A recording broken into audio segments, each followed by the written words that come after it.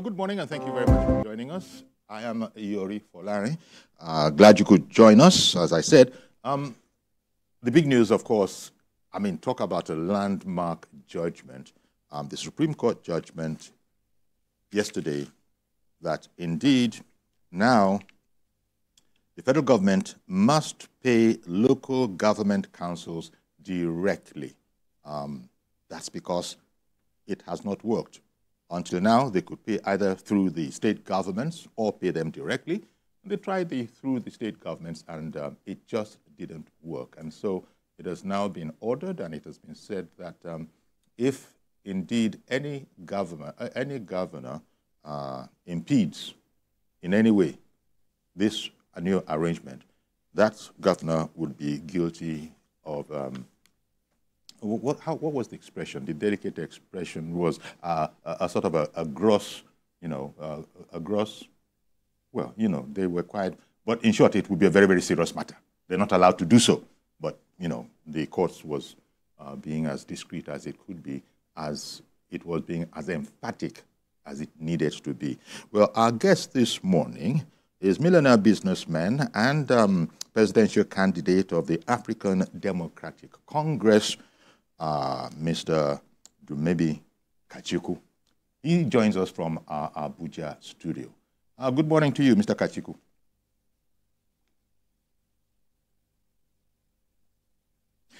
I could read your lips because I know you did respond, but unfortunately we couldn't hear it. But that's not your fault, sir. We'll sort this out. It's not you. Can you hear me now? Yes, we can. Thank you very much. Yep, we can. So I was just thanking you for making the time for us. And to first of all, get your, as a politician, this affects just everybody in the country. And let me get your first read, your overview of the significance of this, that now federal governments willy-nilly will be, local government councils will be paid directly. Well, I think it is news that gladdens the heart of most Nigerians, myself included. This means that we can have true federalism as stipulated in our constitution. This means that development can get to the grassroots. This means that local government chairmen don't have to be lackeys or seen as political appointees of governors. That means they can do their jobs. Since President Tinubu was elected into office and since subsidy was removed, what a lot of Nigerians don't know is that most local governments in Nigeria have gotten more money than they have ever gotten in the last 3 decades. But getting money and getting money from the state's joint state account and getting money directly are two different things, but certainly they'll be getting more money. And a lot of people don't realize that in times past, state governments used to pay salaries of local government employees, school teachers and what have you, because they could never, the monies that accrued to them was never enough to take care of this. But since subsidy was removed, they are now taking care of their salaries on their own, which is good. But now with this judgment, they can do a whole lot more. It's a very, very good judgment, very, very timely. And I suppose it's also noteworthy that this initiative was at the instance of the executive. That's correct, yes. It was at the instance of the executive. It came at a time, I believe that President Tinubu continued on the part of President Buhari, because President Buhari had made moves towards this, but this was what was needed. This was the executive action that was needed to ensure that the governors complied. And I applaud this, the president. I also applaud the Supreme Court because they were very, very clear in their ruling. They dealt with all aspects and of the different dimensions of relationship between state and local governments, or the issue of appointment of caretaker committees, and every single time. It was a very, very good, a sound judgment, I must say. Yeah, yes. And they even in the process redefined some things for us, that Nigeria as a country has 3 layers of government. The one that surprised me a bit was when it went further to say that none was necessarily superior to the other. You know, I said, oh, you know, that's good to know. That particular construction, did that impress you? That's very, very true. If you understand that the three levels of government, federal, state, and local government, are actually independent of each other but interdependent, you know, and there's not one that is superior to the other, then you understand that it's actually easy for someone to run for president of Nigeria, be the president of Nigeria, and if he wants to serve, can actually run for the office of local government chairman if he wants to continue serving his people. Service to the people actually begins in the local government areas, because that is where you feel the pulse of the people. President Tinubu has done well. The Supreme Court has done well with this judgment. What we now expect to see is credible people running for that office. People who have got something to offer to their people. People who understand that the local government is just not how we've seen it before, but actually an arm of government, a tier of government that delivers, that has the mandate to bring about infrastructure, investment, services, make laws that impact on the people. I believe that with the necessary budget now and money is coming to them, that they can do a whole lot more, like we've seen a few local governments doing. Mm-hmm, mm-hmm. Indeed. And you've just touched on what I was going to ask you about, that. Do you expect this to now result in a different quality of, you know, aspirants that vie for local council positions? And you've just, you know, spoken about that. Because right now, in terms of governance, it has been seen as something of the poor cousin of the family. But now, that has been removed. That stigma has been removed. And because it was so, even though it is debatable, contestable, if my definition is correct, but when it was seen as a poor cousin, it then dictated the kind of people that, you know, vied for office there. But now, people who at the moment might think that, no, I'm bigger than that. I've got to go for president. I've got to go for senator. Now, all of that doesn't matter anymore, because you now will have the wherewithal to do whatever it is that you're thinking about once you can sell it to your electorate and make your mark. And you, as you've just said, begin to make your reputation from there. Absolutely. But you are actually kind when you say poor cousin.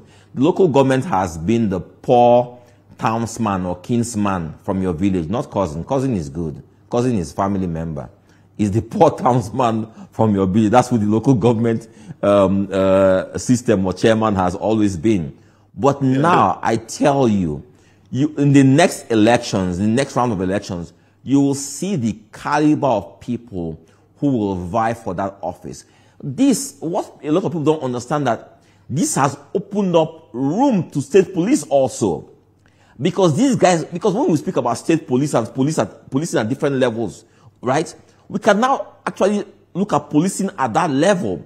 These guys can now start making laws to look at securing their area, because they don't have the requisite budget to ensure that they can protect themselves.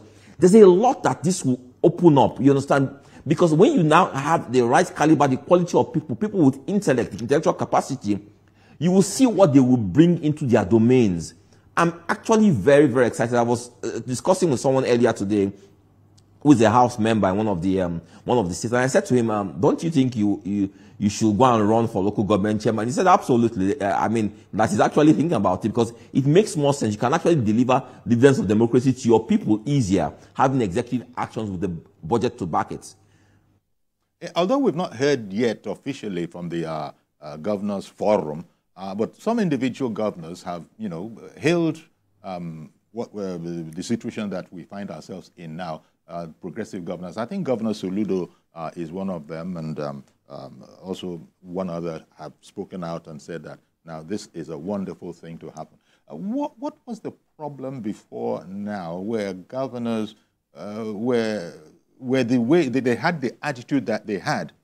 All those methodologies have now been taken away. They cannot appoint caretaker chairman and do all those things that they do so that whoever was in charge was at their behest. Now all of that can't be done. But what was the problem? Was it that they didn't trust those who were there? Surely it couldn't have been greed alone that we want the money and we will let you have what we think is appropriate. Well, you already mentioned greed. Beyond greed, you also had the issue that these guys appointed people who lacked the capacity to administer their domains, right? And if you appoint such people there, you essentially want to put a nozzle on the purse so that you know that these guys are going to mismanage the funds.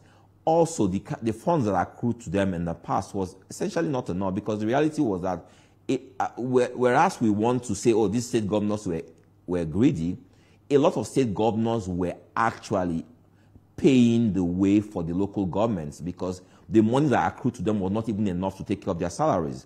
So we must also understand this, that the state governors were doing more than they ought to have been doing in supporting local governments in times past. But since President Tinubu came on board, since the removal of subsidy, there's more than enough money now. More than enough money. There's no reason why any state governor should want to steal local government funds. There's no reason why any local government should not perform now. Now, the onus is on the Nigerian people to demand more, to demand better. Indeed. President Tinubu has opened the way for us to see that we have adequate resources. Now, what is being done with those resources is for the people to start questioning those who lead them. As a local government chairman, if you are getting 400 million, 500 million, 600 million or more every month, what are you doing with that money? The people ought to understand that governance begins and ends with them. If you have no requirements, if you have no needs, if you have no needs of those who lead you, of course they will do what they want. But the people ought to demand and say, this is what we require. Someone should not be elected into office on nothing. Before he gets into office, there should be a plan, there should be a blueprint that the people have signed up on. They voted that person into office based on that blueprint, based on the plan. And then they have to make sure that that person implements what that plan. If you don't perform, the people vote you out. They can impeach you, you can do anything. I expect that we are going to see a more vibrant populace, a more vibrant democratic system now. I expect that we'll see a better caliber of people running for office. I expect that we'll see job creation at local government level. I expect that a lot of people, what we used to have, rural to urban migration will be stemmed greatly now, because a lot of activities were happening at the local government level and people will have no need. We won't have graduates all running to the city centers, Lagos, Abuja, Port Harcourt, Kano, and all these places. The local government chairmen can now ensure that they are creating more suburban or urban areas in their local government areas that allow the middle class to thrive in those places. This is what we expect to see now. Well, as you said, you look forward to a higher caliber of personnel now showing a serious interest in local councils. But I imagine there's going to be a need for, without meaning to be disparaging on the current, shall we say, makeup, there's going to be a whole lot of capacity building that's going to be necessary, because with much, with much infusion comes a higher level of responsibility. So people just have to know what they're doing. Transparency is going to be demanded because the people actually know these guys. It might not be the same for your senator or your representative and even the president.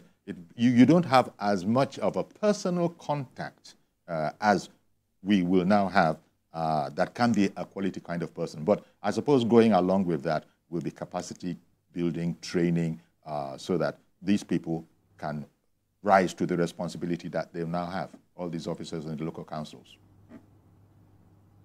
True that, but let me say this though. I mean, as much as I'm excited, right, we do have to realize and understand that there are people who are already in place there at all the local government levels right now, except the places where they're about to conduct elections, where we have caretaker chairman and what have you, right? Those people have entered through the old system, right? Yes. Who are mainly lackeys of the governors and what have you, right? Those people will have a lot of money coming their way.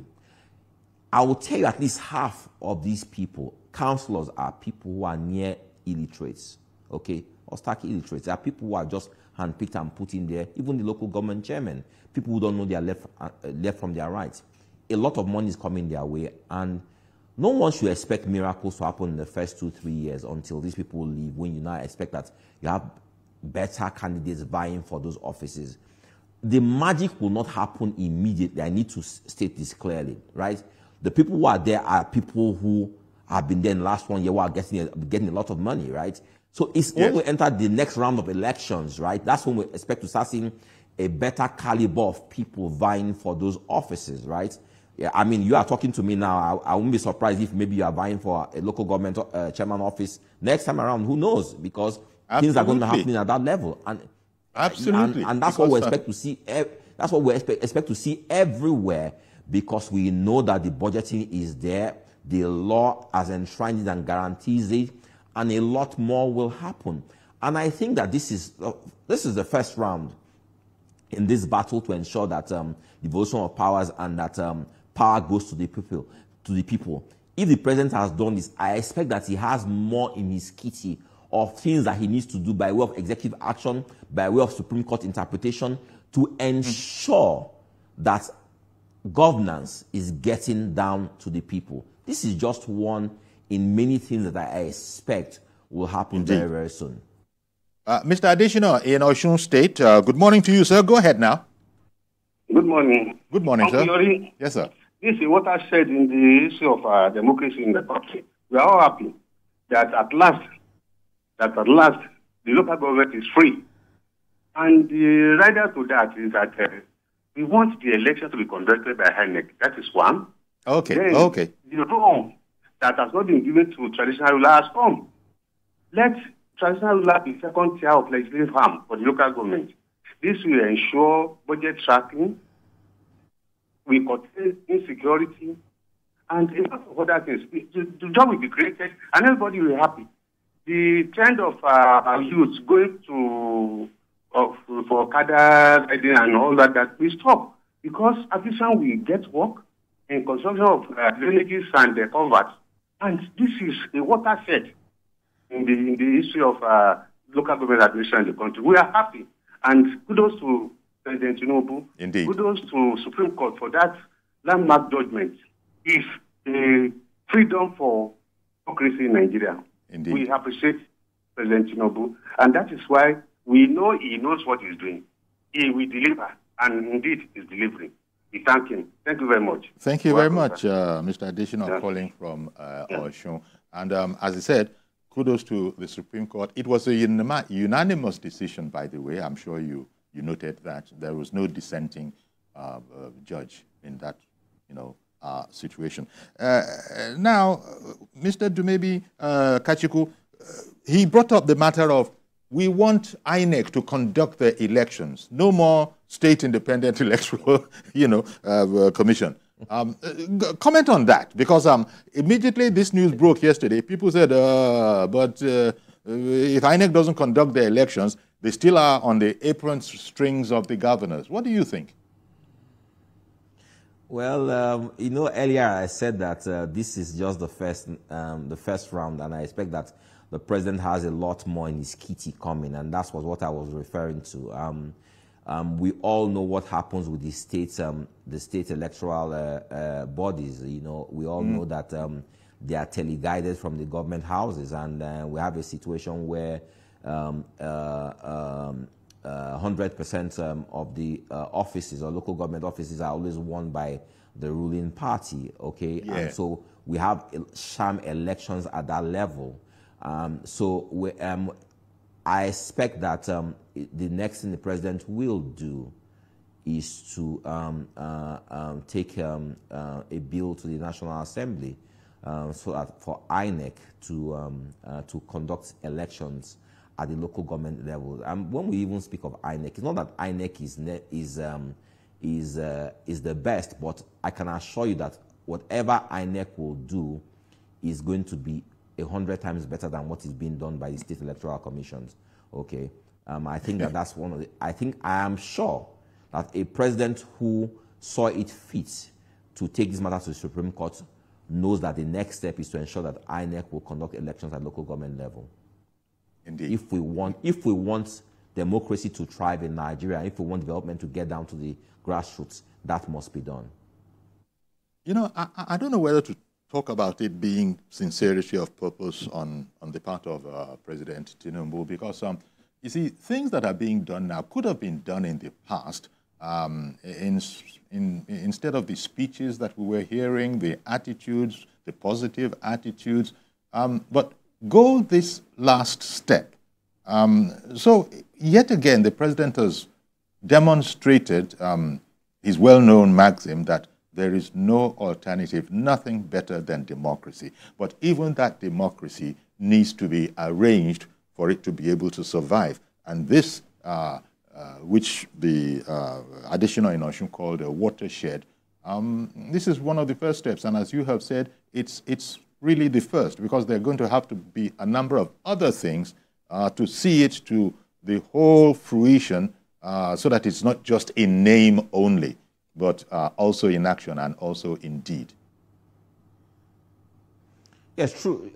True. I agree with you. Kudos to the president on this. Okay, is one thing he has gotten right, and I also said that kudos must be given to President Buhari because he started this, you know, and President Tinubu finished what he has started. You know, I hope that the president, as he has gotten this right, he must now begin to look at all the other areas that are not working well, that are failing, and start rejigging all those areas so that Nigerians can actually see the dividends of democracy, and Nigerians who are suffering right now can start smiling.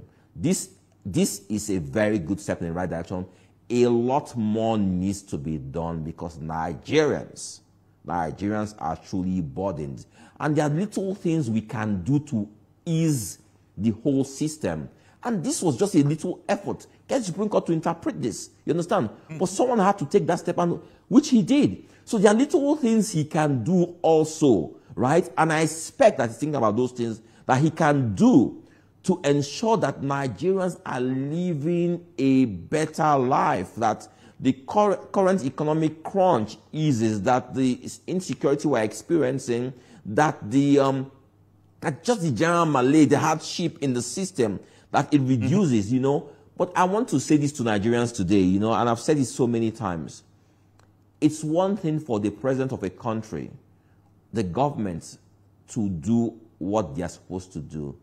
It's another thing for the people to be in there with them, supporting them, giving them their maximum support to ensure that whatever they are doing works for the benefit of all Nigerians.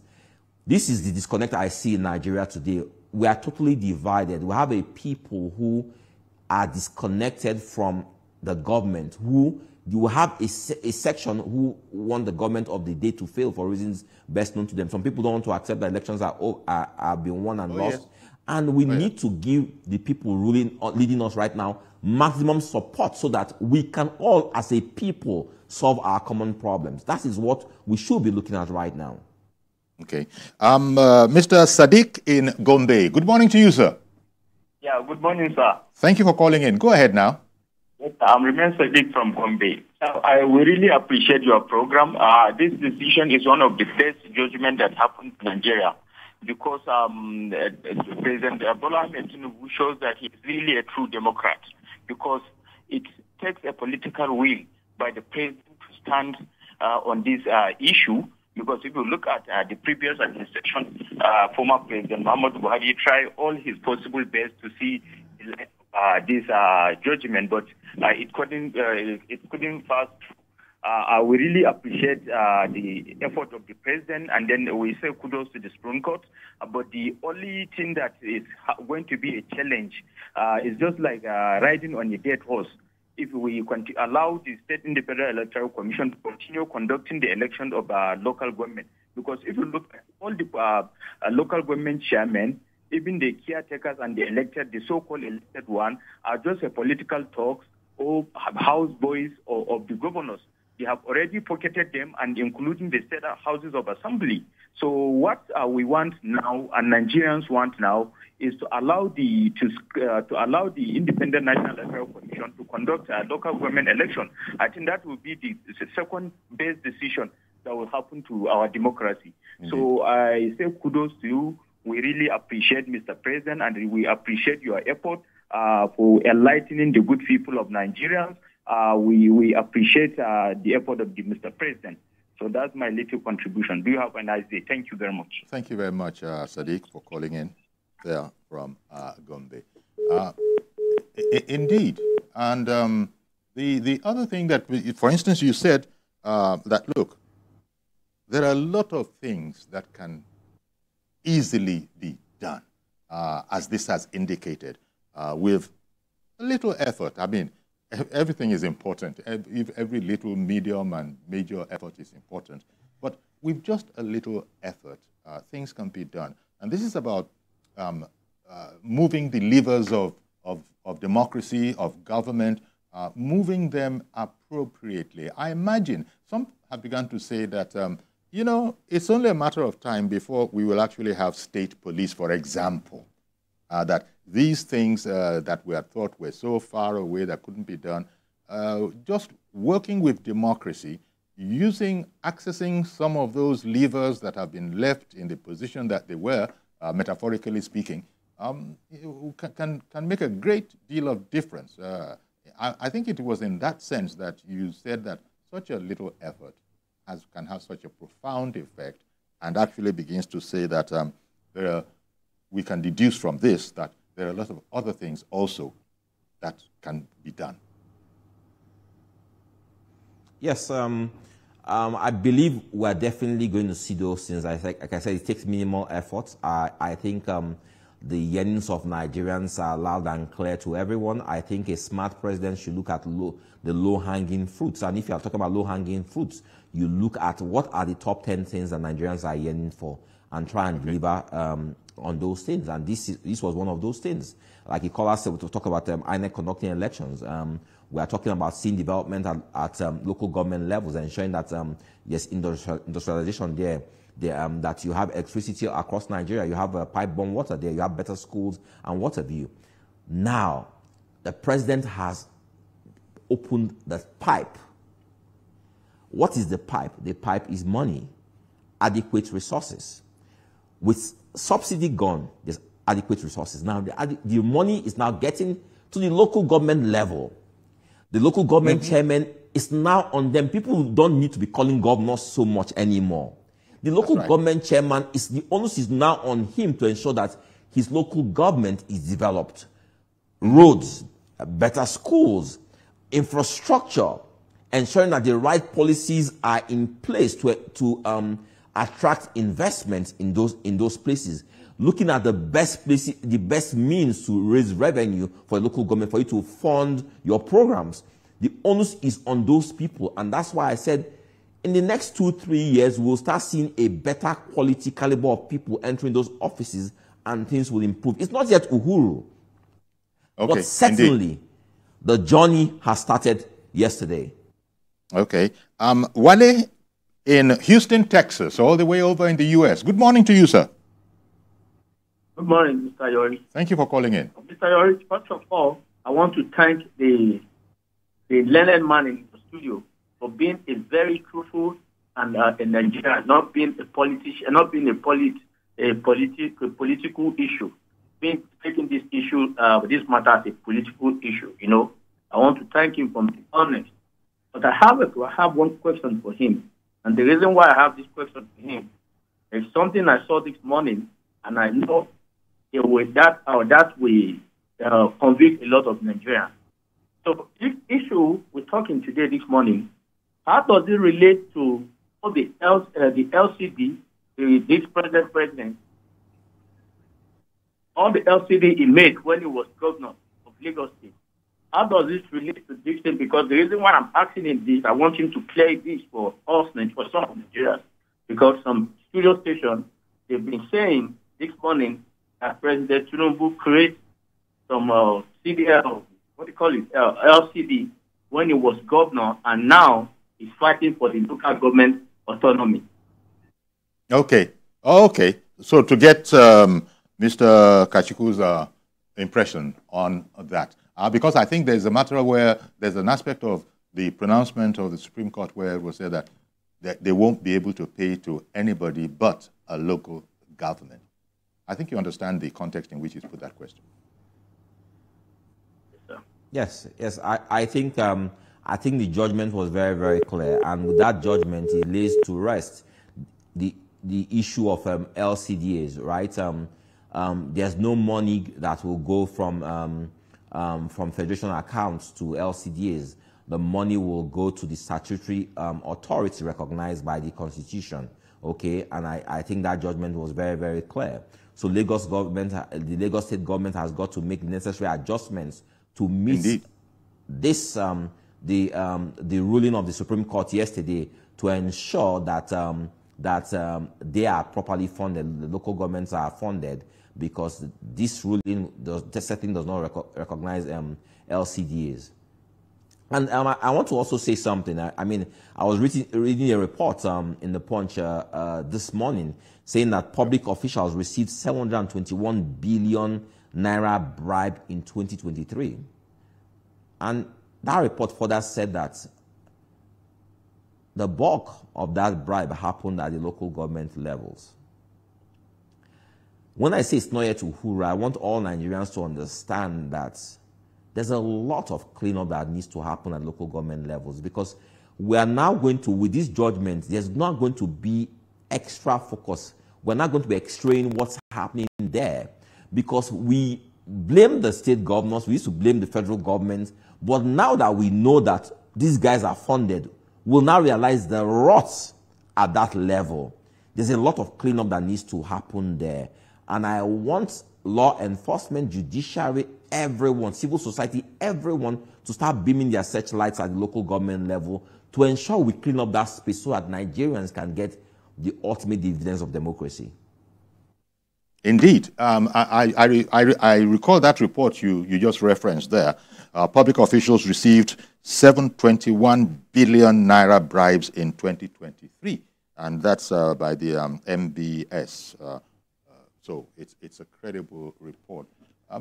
I suppose this is going to lead on to so many different kinds of reforms, but we'll come back and we'll continue this conversation, also take calls from home on it, and also speak a bit more about some of those aspects you referenced about many more things that can be done where there is the will, as President Tinubu has indicated in this instance, with this new sort of, shall we say, this new kind of path. Experience resourceful coverage was death evernight.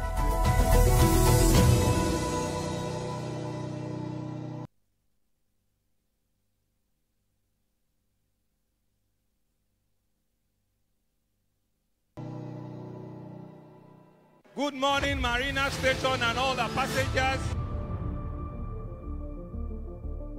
Efficient, it's comfortable.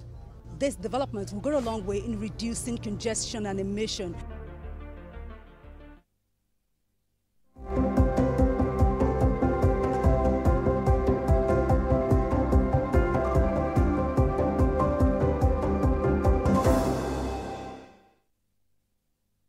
Okay, welcome back, and our guest is Mr. Dumebi Kachiku, a billionaire, businessman, and the presidential candidate of the African Democratic Congress in the last elections. And we're looking at, you know, what it has been called a watershed, and we've been speaking for the past half hour on how much good this portends for us. And you referenced there, just as we were going away, a news headline, you know, drawn from a publication of the National Bureau of Statistics, that 721 billion naira, no less, was actually dispensed in 2023 by way of bribes. And this was, the MBS reports is on the axis of corruption in Nigeria, patterns and trends. So not everybody would know about this, but they are watching it, and they say that these are the patterns and the trends. And they say that comes to 0.35% of the GDP of the country, no less. So are you satisfied that the president has many balls to keep his eye on? Are we keeping our eye on the corruption ball as well as we could? Well, are we keeping an eye on the corruption ball? This report makes clear that Nigerians are dissatisfied that we are not really keeping our eyes on the corruption ball, you know. And I believe that the challenge faced by the president today is that Nigeria is besetted by myriad problems, right? And if you look at the report clearly stated that top for Nigerians, corruption comes fourth. That's cost of living, insecurity, and unemployment come top three. Yes. With corruption following, you know. So for the president, you know, a smart president is following cost of living, insecurity, and unemployment. Unfortunately, tie corruption to it, and you'll see that all these things are interwoven into our DNA as a people, into our fabric of life as Nigerians, right? And we've got to try and solve the problems together. If we fix the economy, we'll fix unemployment. If we fix the economy, we fix security, because people who are resorting to crime and what have you, a lot of them or some of them are doing that because they cannot find jobs, businesses are collapsing, and people are being laid off work and what have you. If we fix that, we fix the economy, cost of living will go down. A lot of these things, like I said earlier, we have to understand as Nigerians that these are not just issues for the federal government or state governments or local governments. These are issues for us as a people to come together and say, how can we fix this? The president has done a lot of things, but one thing which I feel is lowest hanging fruit that he's not doing is driving this conversation about getting Nigerians to the table to have this discussion. For example, I go to a place called Farmers Market in Maitama, Abuja, to buy fruits all the time. And I'm buying mangoes, and they want to sell one mango to me for 800 naira, 1,000 naira. And I asked the madam, I said, are you buying mangoes with dollars? Why are mangoes so expensive? And he says to me, Oga, even if I'm plucking this mango from the trees, the money I make is what I still use to pay rent and transportation, and they have all gone up. So I have to take my prices. So we're in a vicious circle. Everyone is increasing prices, and people are increasing prices. There's no hard and fast rule, or any formula with which they're increasing prices. People increase prices subjectively. We're all being affected by this. As you increase prices, it affects the economy. As it affects the economy, it affects insecurity. As it affects insecurity and what have economy and unemployment. So there's a larger conversation that needs to be had by all Nigerians. Do we want to fix the leaking roof in this house, or do we want the roof to collapse and for our house to be completely drenched and for this house to collapse? We need to have this conversation, and the president and those in government, political office holders, and all Nigerians must get on board for us to have this conversation. Otherwise, this president can do all the right things and we'll see no real results because Nigerians are not on board on this conversation that needs to be had. Indeed. Uche in Abuja, thank you for holding on. Good morning to you. Go ahead now, please. Yeah, good morning, Uncle. Good morning. You see, let me first commend the president for the step he has taken, because this is a presidential system of government. There should be 3 tiers of government. And I will not fail to commend President Buhari because he started this activity in restoring presidential system of government in Nigeria. But I want to say I have a divergent opinion. I think Nigerians are over-celebrating over this judgment of the Supreme Court, because I'm speaking now as a master student of constitutional law, okay? Because it does not really, and I quote me, it will not address this challenge. this challenge will continue. There is an intertwined quagmire in the Constitution.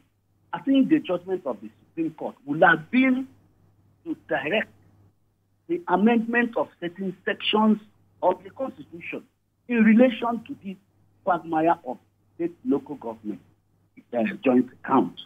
Because this judgment they have given, it does not repeal Section 162. From Section 5 to 9 is very apposite. This judgment does not repeal. In fact, what this judgment does is to reiterate an obvious fact. What is this obvious fact? It just reiterated our law, which some of us are already aware. It's just like coming to say, come and remind us what we already know. We already know that there is a quagmire, and we already know that there is a need to separate the quagmire. So, does this judgment remove the constitutional power vested in State House of Assembly under Section 7, subsection 1? Because the law is very clear under that section, vesting the power on a State House of Assembly to determine issues of establishment, structure, composition, finance, and functions of the local government council. Does this judgment vacate or make the State Assembly to rescind or withdraw such powers donated by the Constitution on them? It does not. So I think this call for gathering to collect intellectual, constitutional law intellectual. People like us, some of us can come in if there will be an umbrella for us to equally look at this thing very fundamentally, because to me, because it's my area of law, to me, this does not address the issue. Quote me, if the governors should bring people like us and other people who have deep knowledge of constitutional law, they will tell them, I tell you, there are pitfalls. There are still pitfalls here and there. Apart from this Section 162, the whole everybody is gallivanting about. It does not address the issue. The major issue is in Section 7, subsection 1.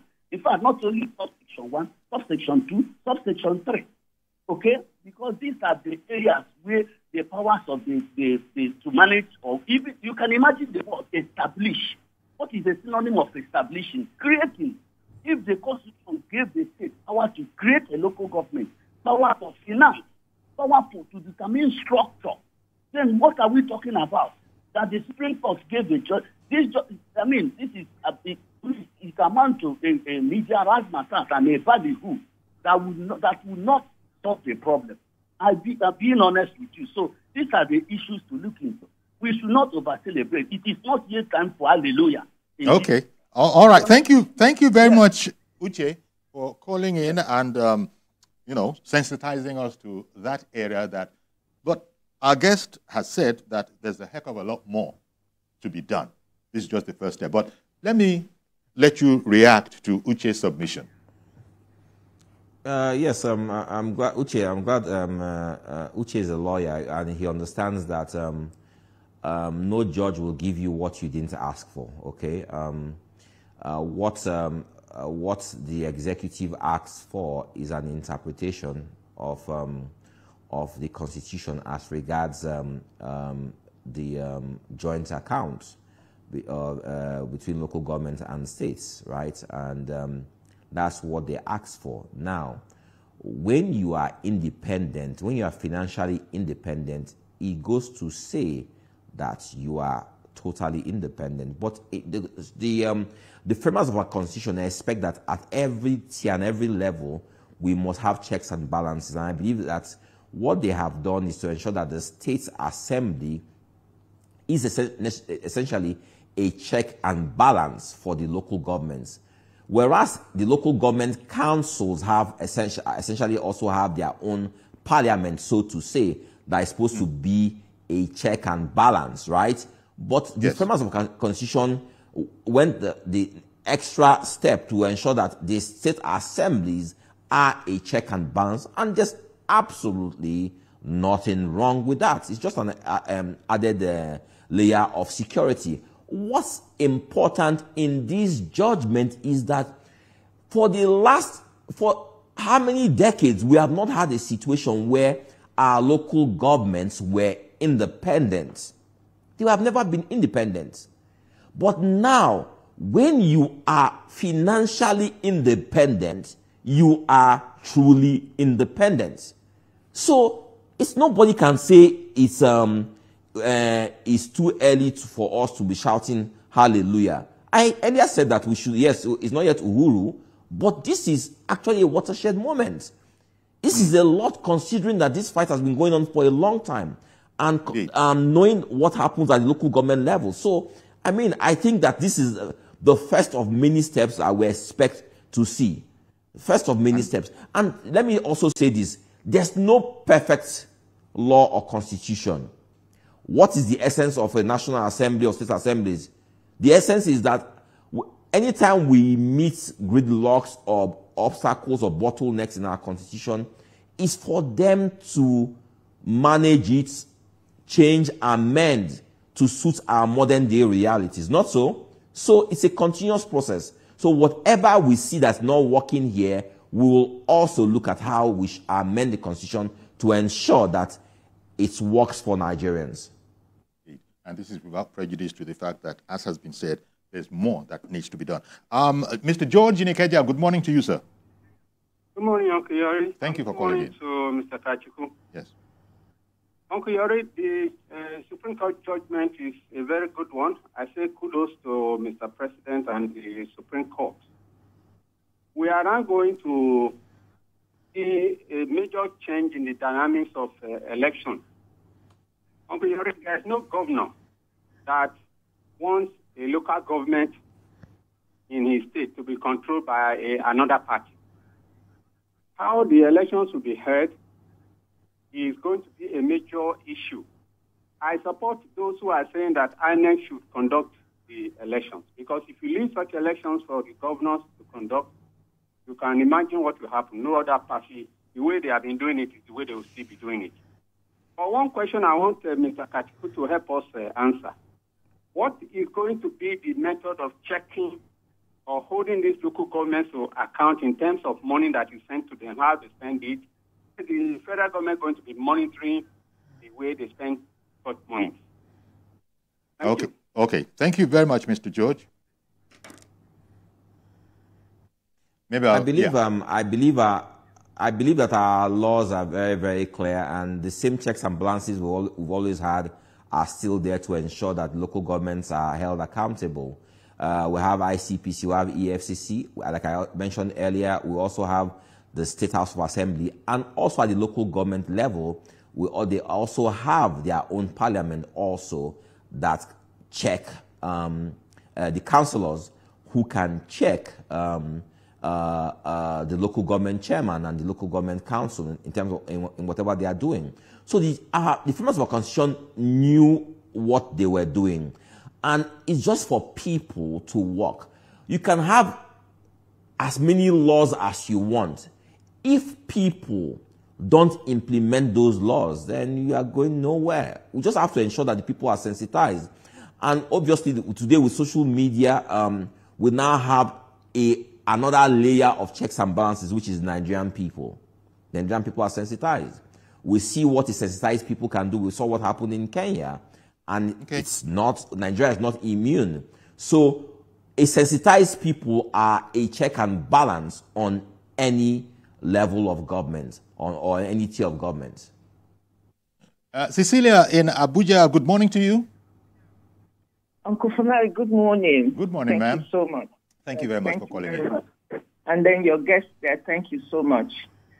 Thank you. My contribution is that, first of all, can we learn to appreciate a good thing that has come to us as a result of this judgment? Can we say to ourselves that governance is not about President Tinubu, and I want to say kudos to him first of all, and then kudos to Supreme Court for the judgment. Can we say to ourselves that we all have a role to play? Can we say to ourselves that we had an election that saw somebody like the president who has everything that it takes to have won the Lagos State, and Lagos State did not go to him because the people were involved? Can we say to ourselves that, look, that the community level, it is our choice to say, this is the man that we would want to vote.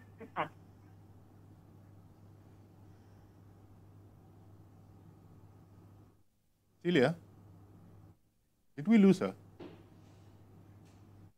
Did the call drop? Oh yeah, it does appear so.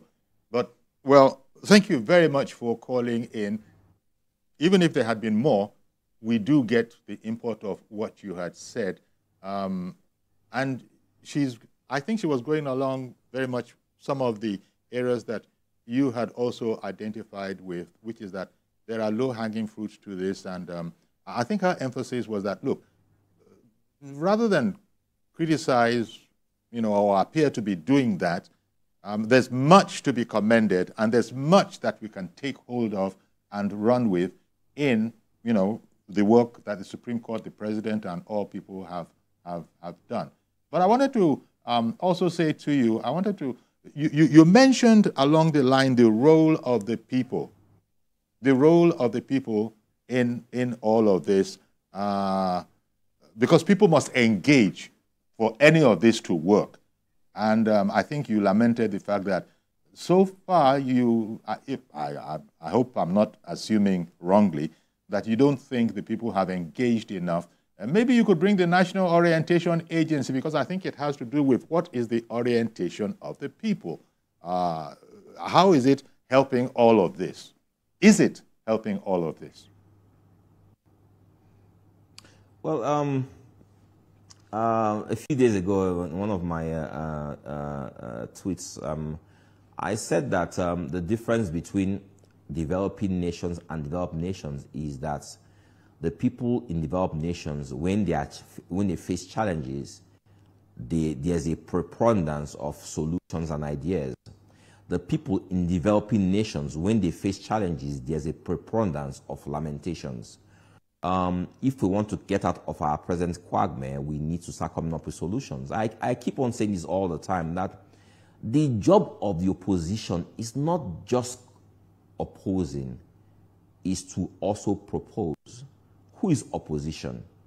The other political parties, the parties like mine, the Nigerian people.